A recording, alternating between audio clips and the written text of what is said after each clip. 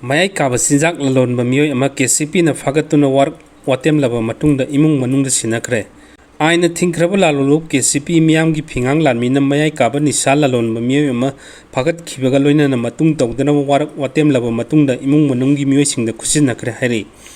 lalolup asigi media da thadorkhiba video amagi matungina hawjik thokliba lana sida awaba mateng pangbagi mahutta tungi yumbi oigadawriba nahasingbu tinjang kaijangba ohenaba masa khaktagi khanduna mayai kaba Nisha yonba singda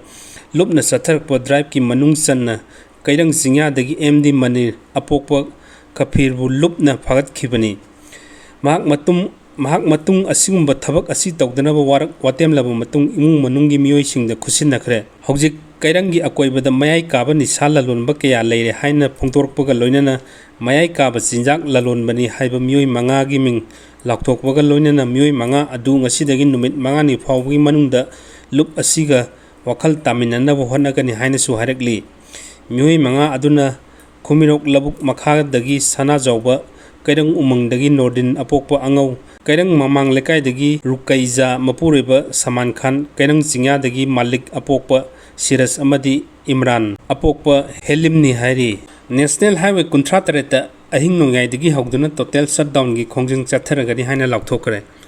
Toksem subdivision gi apunma society singna subdivision asigi manungda leiba National Highway 38 asida ngasi ahing nongaidagi hawduna matam kaktaba total shutdown gi khongjing chatharagani haina loathokhre hiram asiga mari leinana Zeme Student Organization Manipur Toksem Area Student Organization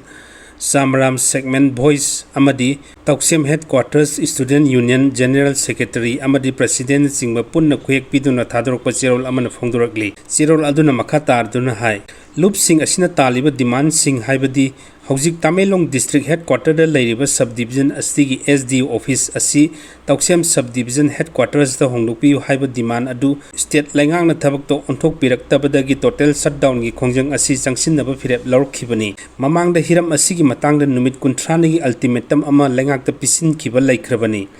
adubu hiram asida laingakna positive oiba thabak ama paikhalaktabadagi atopa pambai leitaduna total shutdown gi khongchangsin bani total shutdown gi khongjang asida taliba demand asi phangdriba phawbo changsingani total shutdown asida tangai fadaba service ki medical education institute fire service amadi electrical department na singbadi consil loi hairi khongjang asida thorakpa aphabatagi teksak khutimuk Manipur lengangna pugadamni khongjang asida lamdam sigi civil society singna su sagotpi haina cherol asina makha tarakli Kuki singna mitei khul singda nomai kapsilakpagi matangda khul mariga Federation of Haumi ga yanase ani sign tawnakre hawkhiba September 22 nomaijing numita Kuki singna mitei khul singda nomai kapsilakpagi matangda litan toksem khulen tonchen tampak amadi mahu terakot village the Federation of Haumi ga yanasi ani sign tawkhre haina Federation of Haumi gi publicity secretary Thaupuriba Huirem Bharat na khuyek piduna press thadrok pasirol amana hairi school chuti tharakpa ngaiduna leiba gari singda tatana thomjellakpada miyoi mari sokle ngasi ayuk pung 13 kulom tarakpa duaida Thawal district ki yairpok khoiromda tata truck amana khangaudana thomjellakpadagi thawdokta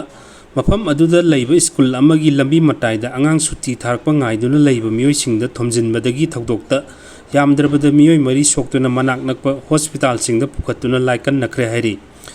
laibak thiba thawdok adu minna uhawba singna phongdorkpada tata aduna ben amagi maningda sapu kana thomjilakpadagi ben adugi mamangda khamduna leiba gari singdu